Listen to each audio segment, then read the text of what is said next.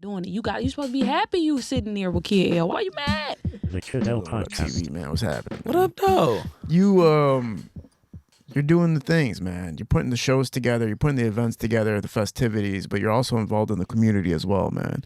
Yeah. Now we put the shows together for the community. Incredible. You know what I mean? Which is crazy, because I really thought I wasn't going to be doing events a lot longer. What made you think that? So we started working with this nonprofit, Live6, right? Yeah. It's a community development organization. And so I got in there and started working their small business events and programs. Yeah. And then they basically told me, they were like, hey, we need you to focus more on building out the programs, not doing the actual events. So I really, like in December, I think we had an event. And I like stopped it to tell people like, yo, it's been real fun. We've been doing this for like 4-5 years straight. This is going to be my last event for a while. Thanks for coming. And then I think the next one was like mid-January. Yeah. Yeah, so you kept going with it. Like a Jay-Z retirement. The Map Fest thing's cool. You know, It was, man. You guys did your thing, man. I'm sick. We didn't get to do it this year. Yeah, but people were still talking about it, which was dope. Yeah, facts. And you can always bring it back. Yeah. It's got a good name. Exactly. That's the whole thing. It's about branding it right off first. Like if you look at, Backwoods and Bonfires and things of that nature. Crazy. Going crazy. Started off with a strong name and it continues. What's been new for you since recently? Just dialing a lot back into the work. Yeah. You know what I mean? Like we've been, I don't know when we met. We probably met like 21, 22. Yeah. Yeah, met a minute ago. That's wild. And but even in that time, like I've been developing like in my careers and kind of refining what I've been doing a lot more.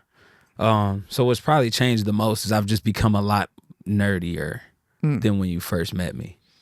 Man, we were talking about Excel sheets the first time we met. I know. Profiting off of them. That's crazy. And now we're talking about like filing reports. Yeah. Because it's a lot of, like, I think people know that, like, about like nonprofits. It's a lot of money out there, right? Yeah. But it's not easy money. Like, people think that it's just money out there, and it's not really easy. It's like, it's very purpose driven. It's a lot of paperwork that is involved with it. Yeah. And so I've just been kind of challenging myself to get better at that part. It's easy to, the programs, you could make a program, I'm sure. Yeah. You know what I'm saying? If someone asked you to. So somebody told you they had $20,000 for a 3-month educational program, I'm sure you could think of something. Right. But then it's like the actual administering of that, reporting on it, record keeping. So I just decided it would be really important for me to get better at the boring stuff. Smart. You know what I mean? That's what people avoid, is the boring stuff. Exactly. That's why everybody's broke. That's why everybody's broke. Yeah. And that's why nothing's happening. That's why everybody's bored. Yeah. Like, it'd be weird. You ever seen, like, on any of the socials or notes or Facebook, anything, like, a big group of people simultaneously saying how bored they are, how there's nothing to do. And it's like, a couple hundred people, that's a couple events. Like, y'all could be doing anything. I swear, you're right. I don't know. When we talk about the community, let's talk about Detroit specifically. Yeah. And you're talking about event spaces and things of that nature. Talk about why it resonates so much, why it works. Why does it work so much? I think we all just got a lot of ideas. Yeah. You know what I mean? And like an empty space is like the best place for an idea. You know what I mean? Like a venue, if you get somebody, on my side of it, my bad, dude. On my side of it, like when we get to, because I work with a lot of venues now. Yeah. So when we get to provide one, like just walking up to somebody and saying, hey, we can get you a space for that. We done had DJs doing residencies. We done had different organizations come in and do little pop-ups. We about to do the ultimate version of that next Saturday. What's that going to be? Next Saturday. So we got this street festival coming. 6 miles. 6 Mile Street Festival is technically only 1.5 miles long, but it's on 6 Mile. That's dope. Yeah, and it's like a partnership between the community development organization I work with, Live6, and then University of Detroit.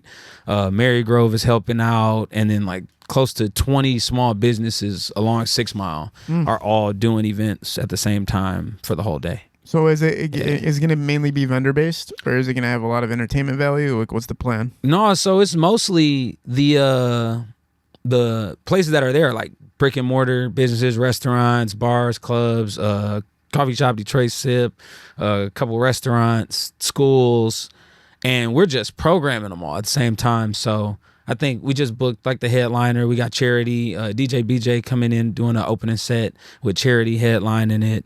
But really, like the goal for this year was just like, imagine like on your block, if every one of your neighbors, like for like 10 houses, all did like a cookout on the front yard.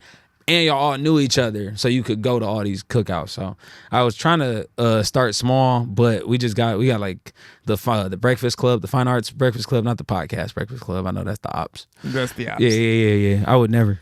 Charlamagne, you're not welcome in Detroit. No, Angela, DJ Envy, y'all come here all the time. Yeah. But Charlamagne, watch your back. But no, so like the Fine Arts Breakfast Club doing a pop up, the DJ Collective, the Homie Hangs, they're giving us like close to 15 DJs throughout the day. Yeah, man. And then who knows what else? I mean, we're gonna have a bunch of food trucks. Bee's Buzzin got her new food truck, the Hyve. A bunch of people we worked with over the years, and that's it. I hope, you know what I mean. Like it's really, really, really, really, really a lot to plan. Yes, but we just think that it would be just such a great day. You know what I mean? I feel it, man. I feel like it brings the community together, right? And it also helps businesses and people, and it's inspirational at the same time for people who are influenced by the culture and what you can do with it. Bringing people together in a positive way is a huge thing right now, especially because there has been so much coverage on the news of negative things happening around the city. To feel like you can go something that's positive and, you know, contribute to that is a great thing, right? And we lucky this summer. It's been a lot of good news too, though. Yes. Like it's kind of rare. I don't know. I don't like watching the news or keeping too much up with it. But this summer, it's been a lot of good news, man. Like a lot of community givebacks, a lot of people rallying around. You know what's crazy? What up? I think the news, like the political news, I was just about to say that people rallying around the city, you know what I mean? Like all these different community programs, a lot of voter registration, but then I remembered why. Why? Because, man, like I think the presidential election stirred the pot crazy, and everything that's kind of been happening since then just kind of stirred up everybody a lot. But somehow this summer has been real positive, and we want to multiply that. Yes. You ever thought about doing a festival yet? I feel like you should have a festival. I've been hearing about things like this. People are trying to tell me to do something. Yeah. It'd be dope, right? Kid L Fest. You feel me? It can't be L Fest. You feel me fest. You feel me fest? You know what I'm saying? By yeah. Kid L. Somebody's going to steal that right now. You feel me? You know what I'm saying? That would be hard. Oh, man. That'd be hard. Yeah. Actually, somebody just should steal that. Somebody, you can steal it. Yeah, you feel me? Yeah, you feel me, man? Like, the hooligans, they could steal it. Yeah. You know them? Who? The hooligans, the artists. Who? Are they from the city? Yeah. No, I missed them. Oh, yeah. See, that's they festival for real. When it comes to the execution of these festivals, man, talk about what the top priorities are for you, and what the guests should expect at your events. I've been to I think the second Map Fest. Yeah. It was chill, and it was cool vibes, and I seen a lot of footage and content created. People were having great times, but what can people expect from this future experience right here? I think so there's two, right? What goes into it and what to expect. So I would say what goes into it is kind of even mind-boggling for me.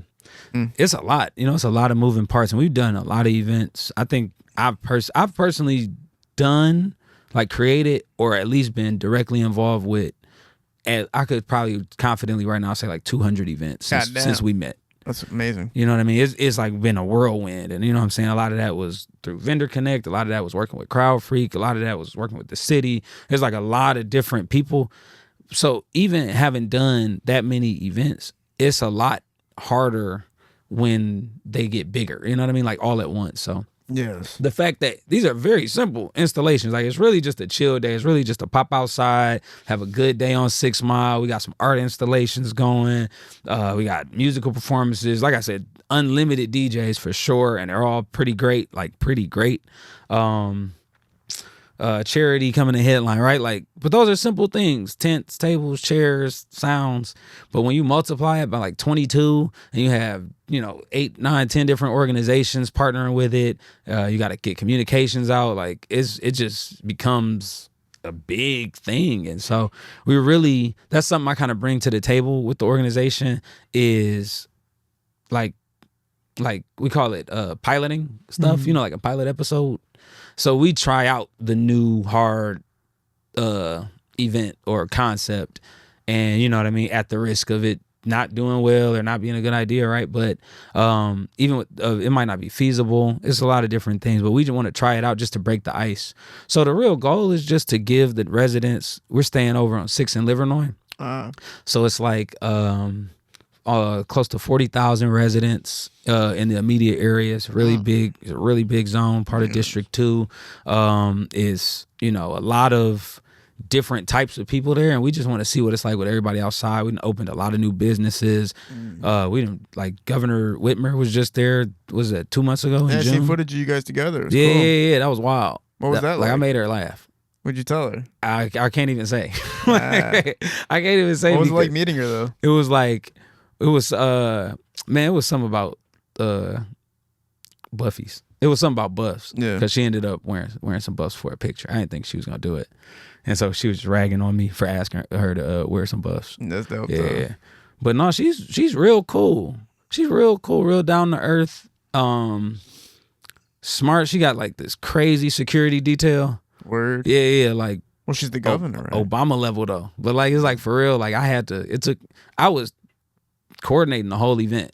They pat you down before you got to talk to her? They didn't know. No, that's what I'm saying. It was like, they was for real. They was like, if you try to touch her wrong, you will not make it. Yeah. And then it was different people. It was people like almost like undercover. Like, yeah, it's serious, man. You got to protect the governor at all costs. No cap. But that was cool. We got to meet John Legend. John Legend came on he came on 6 Mile. He's working on housing development and trying to figure out, he's really involved with like politics when it comes to like housing and homelessness. So Did you chop it up with him? Did you get to talk to him? Yeah. What was it like talking to John Legend? Honestly, I'm like the worst person for these because like they're all great experiences, but it'd be like John Legend, you could tell he had like a million things on his mind, and I was not one of them. So like it's literally like me talking to him for like half a block. And then he turns, I think I said once, something that piqued his interest about this barber college that's on 6 Mile. And for whatever reason, it made him turn and just like, huh. And then he asked me a question and then kept, so it'd be funny, man. Like, we saw Tiffany Haddish came. We did a series of comedy shows down there. That's cool. Tiffany Haddish came down. What was it like with Tiffany? Did you get to chop it up with her too? Yeah. And that was the wildest. She was here shooting a movie. And she was working with my boy Spanky Hayes. That's yeah. So I think we had him as one of the headliners for this comedy show. So she ends up coming. Nobody said nothing. None of us knew she was there for like an hour. You feel me? He was at the door. He ain't know. Like, wow. And so eventually we was about to introduce Spanky, and Foolish seen her and was like, oh, snap, da-da-da. So she ended up taking the mic, doing a whole like 15-minute session. It was my birthday. She wished me happy birthday. Oh, no way. Yeah, it was kind of cool. Well, that's a lucky break right there, right? Tiffany Haddish cutting through the crowd real quick. You know what I'm saying? Yeah. And it was funny, man, because like every attempt, you know, every shot don't go in. So like a lot of my events don't hit as far as like attendance, which like stinks. But I be trying to remind myself, like, I'm not the attendance guy. I'm the good event guy. They be super fun. We, you know what I'm saying, amenities, extra food, you know what I mean? Yeah. I'd be like, dang. So that one in particular was like, we had 200 people at the first show. Then we kept like a steady 30, 40, 50, right? That show, it was like a tornado warning. So it was like 11 people there, like including Tiffany Haddish.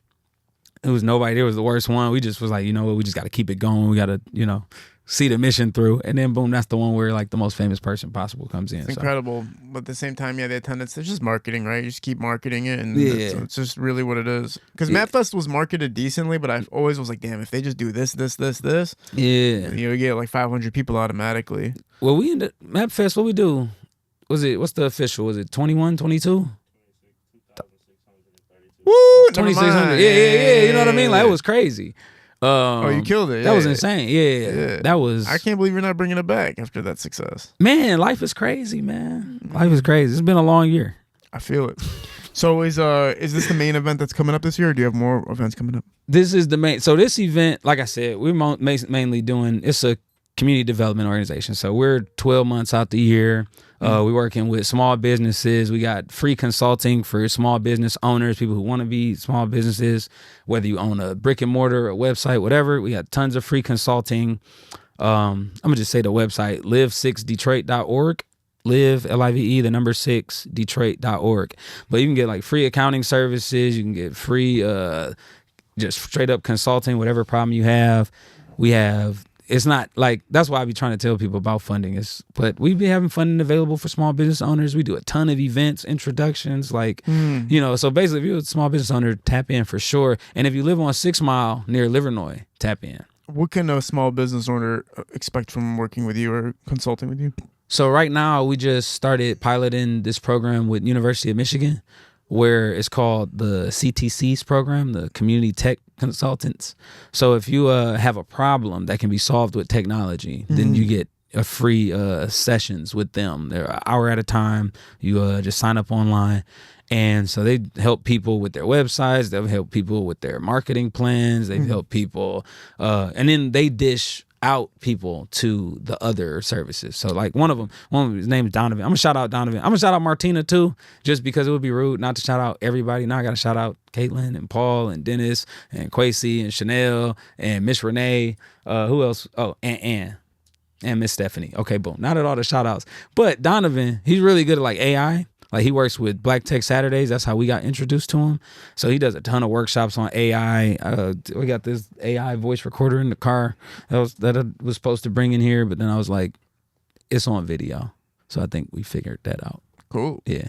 But yeah, man, so really any problem, we work with some of the biggest nonprofits in the city, some of the biggest organizations in the city, and they all have resources and want to help people because that's what they get paid to do. That's what the money's for. There's lots of grants out there. It's really hard to navigate. That's the biggest thing. So we're just trying to get everybody outside. So that's the business part. And then on the flip side, we do like resident sustainability. We're doing a $200,000 home repair program right now. Wow. Yeah, they did $60,000 last year, and we're working with the state of Michigan, and it went well enough that when they came back, and they I guess quadrupled it.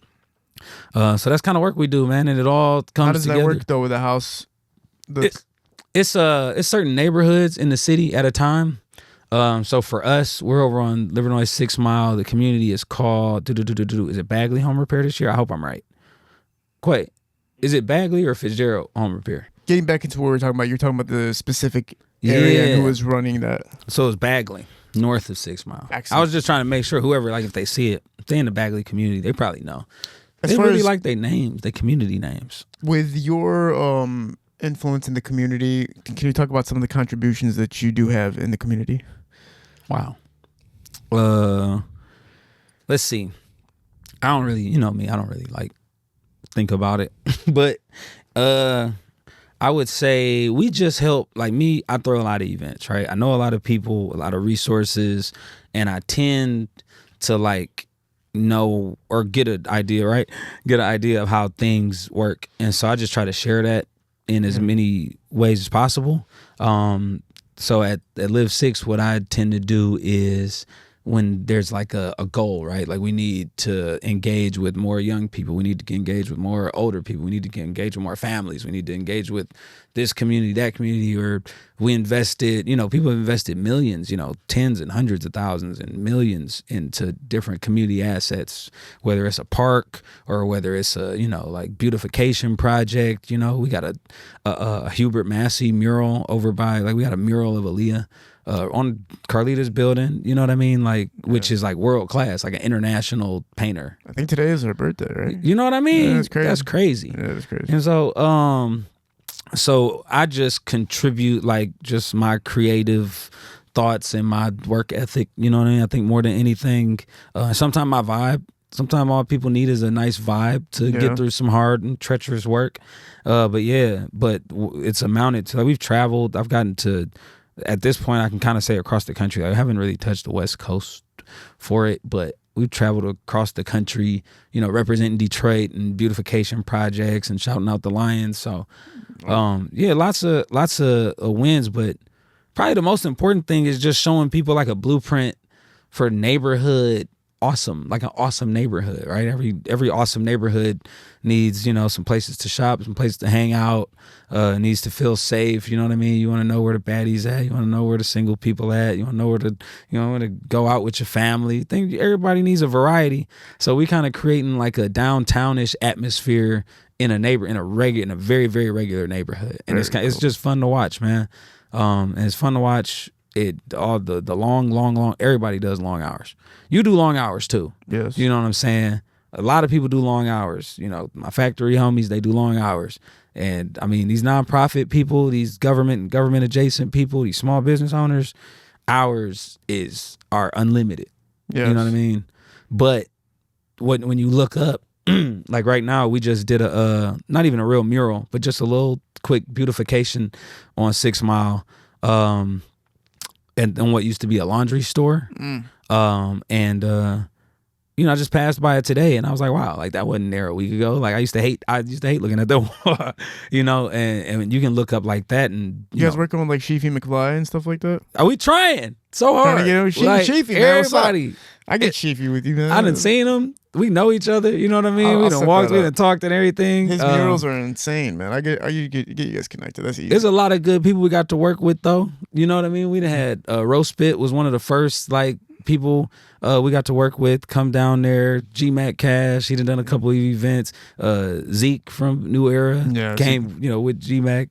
So it's happening. Like I said, man, they got to see Jennifer Hudson. They got to see Jennifer Hudson. It's crazy. Yep, they ain't have to do no presentations. There wasn't no work involved, so they didn't invite me.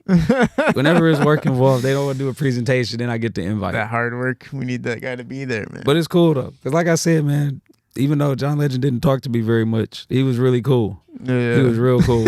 That's funny. Yeah, and it was right before it. Like, the reason, it was the day before he went to go do the Democratic National Convention.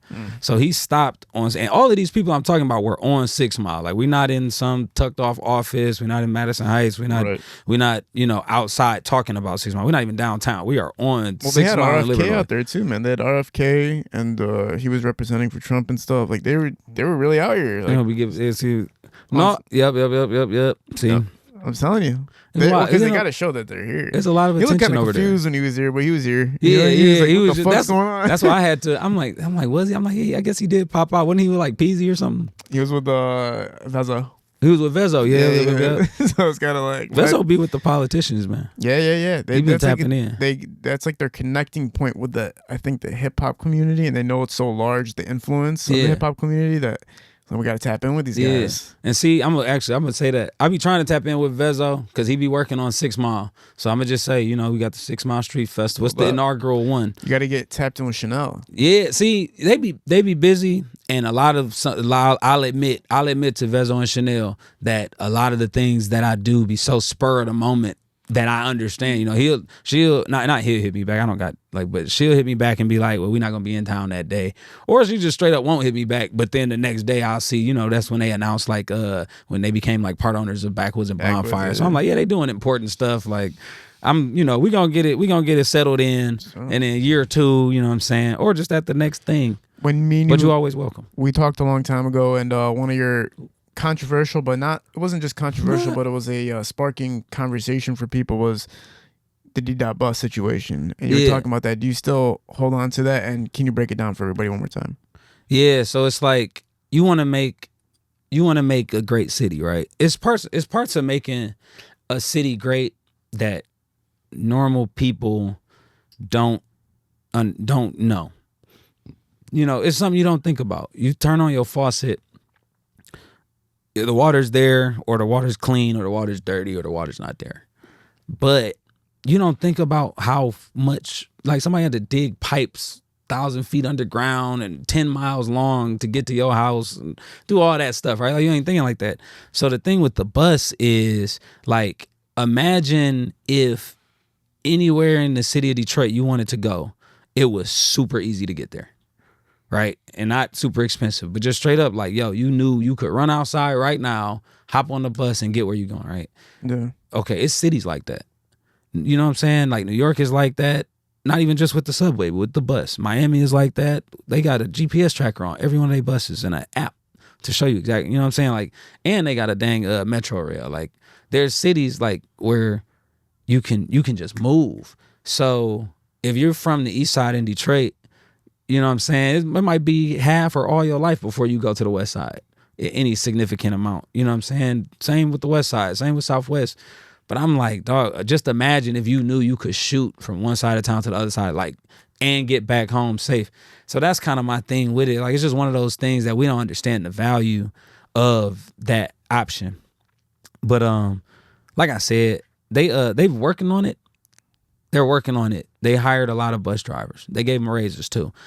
But they haven't dedicated, like, saying like, yo, this street is just going, or this circuit is going to pop crazy. I just dream. I just got a dream, man. Yeah. I just wish that you could really move from any side of the city to any side of the city, depending on the bus, and it could work. Yeah. You know what I'm saying? Because that would just be fire. You want to have a little on the downtown, uptown, Midwest. You know what I'm saying? You don't, you want to pay. You don't want to Uber everywhere. Facts. You want that 24-hour pass. What else do you see in Detroit that if you could kind of have your dream vision of it, you would apply? What we doing now, and I'm not even gonna lie to you, it's like what we're doing right now is kind of my dream vision, or part of it, because I think the concept of a neighborhood downtown is like, we ain't seen that yet here. Like, you never thought, I don't know where you live, man, but like a neighborhood, like think Finkel, think the east side, think those tuck-offs, those just I'm here where I live at, right? Not no major street, but it has a poppin' nightclub scene. It has, you know what I'm saying? Think about, like, Finkel got some great clubs on the low. They got like a Jamaican club on the low. Like, they got a great culture, and if you know, you know. So it's just like another version of that, right? Like above ground downtown 6 Mile. And I think, because, like, remember we was talking, I said the city is huge. Yeah. That's one of the problems. But nobody want to make the city smaller, but you could localize it and have, like, tourism. You know what I mean? You could visit West 7 Mile, right? And these are the hot spots, and these are the bars, and this is the restaurant or whatever. And you come to 6 Mile, just like how you got a Mexican town, right, in Southwest. So that's kind of like my dream, just the ultimate apex suite Detroit. Is there anything that you see experience that you would subtract from what's happening in the city that you wish you could, like, take away from what's going on in the city? I can't even joke the way I want to, because we're here for work. But I'll say, like, see the views and opinions expressed.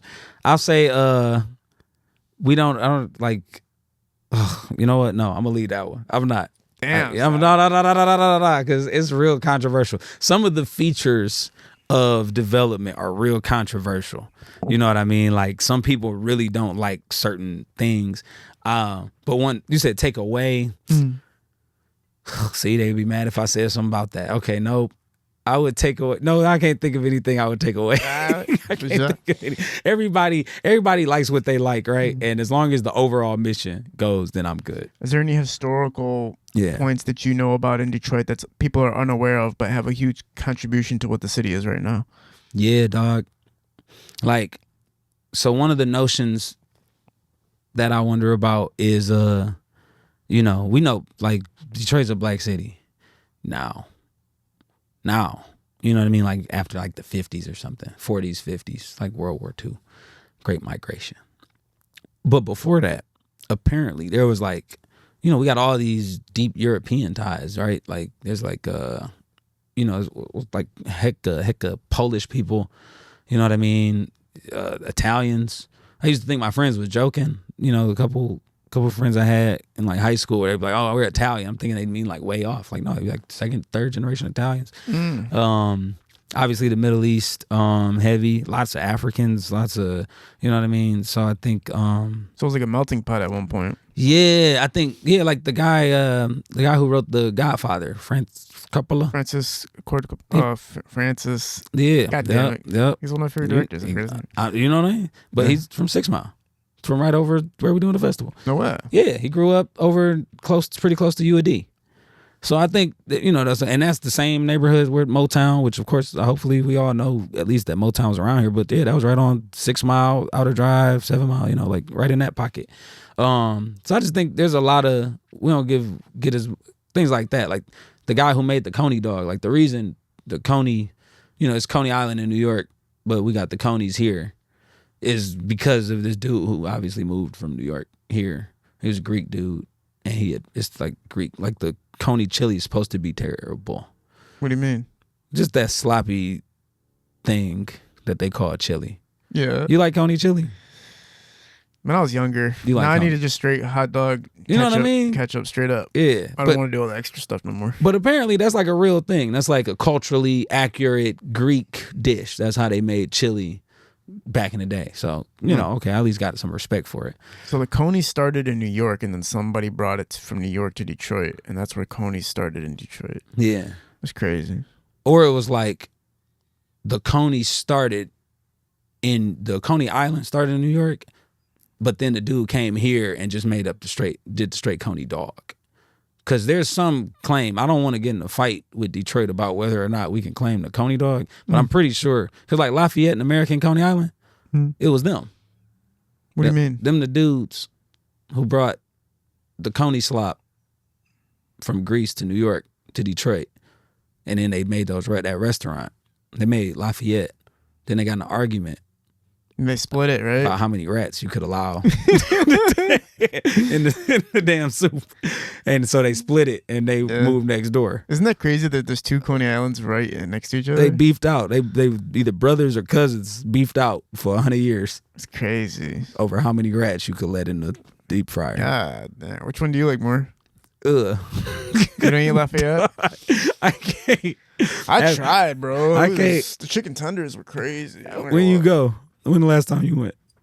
4 years ago when before the rats. Before. You can't. No. I The can't craziest time, I think 2015. This is the craziest story. In 2015, I was at a Lions game with my girlfriend. We parked our car at a parking spot. They charge you like $15, right? What do they call those places again? Like a parking lot? Yeah, like a park. But what do they call? Isn't there like a specific name when they charge you for to park somewhere? Anyway. It was like a $15 parking structure. It was way far out. Damn. Just because I was broke at the time or whatever. Anyway, the guy gives me a ticket for the parking spot, and then I come back, my car is gone. And I was like, where the hell did my car go, bro? So me and her had to go to a Coney Island. I had to keep her inside of the Coney Island while I figured out where this car went. So I remember we got food afterwards, and I was like, man, this is wild. No wonder why everybody talks about this place, because like you could see why everybody likes Coney Island. You could feel it. Yeah. But Detroit's like super specific about their Coney Islands. Yeah. Like they really do start fights about which one's the best. We like our stuff. That's what. If you really look at it, it's not really about like this thing or that thing. Like in Detroit, we just like our stuff. Our stuff. It's like, yeah, why you like? You know what I'm saying? Yes, because that's what we like. That's our stuff. Yeah. What's the best Coney? The one that's around the corner from my house. Nobody ever talks about which casino they like the most. Cause, you know what I'm saying? You don't want a casino upset at you. Like I'm not gonna get on this podcast and get MGM mad at me. Yeah, like blacklisted from MGM. Yeah, you know what I mean? They got great like rooms. Oh yeah, yeah. Oh my god, I think MGM they have like the spa, yeah, and the jacuzzi, and the pool. You feel me? You feel me? So you like whatever casino you win at. That's true. And a lot of you don't even win all the time. Fact. That's wild. I gotta shout out the org. Yeah, go ahead. Okay, you gotta so the Live6 Alliance, because it's really important. For sure. So this year it's our 10-year anniversary. I've been there 3 years. It's our 10-year working in the neighborhood. We've been working with Martin Park, Bagley, Fitzgerald University District, right by the historic Avenue of Fashion. You know what I mean? Right by U of D, right by Mary Grove Conservancy. You know what I mean? I just got to shout all of them out. Yeah. And this year, this festival is our entry into Detroit's Month of Design. Amazing. So Detroit is the first city in the United States to be designated by the United Nations as a city of design. And so for like 15 years ago.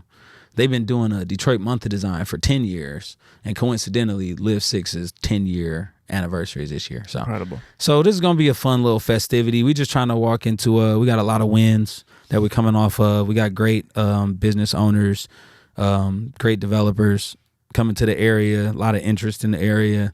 You know, it used to be 8 Mile, you know, round 2 might go to 6 Mile. You know what I mean? Like, so. Very, very cool stuff, man. I appreciate you coming on and letting everybody know about this event, man. I'll pull up. You know what I'm saying? We'll promote it and make sure everybody knows about it. Hopefully it gets an incredible turnout. You never know. Maybe Tiffany Haddish will pull up again or she somebody. Might pull up, you never know who it is. You know what I'm saying? So TV, man, appreciate you, man, to do this. And also your contributions to everything, man. You're really a person that's invested in the city, the community, the culture. There's rare cats like you that are really just in it for the love and the passion of it and the care and concern of the people that he grew up with and he's around. And so far, like you said, there's a lot of positive things happening, so we should never let the negative things overtake that. We're at Parallel Sound Studio, Hollow Visual, shooting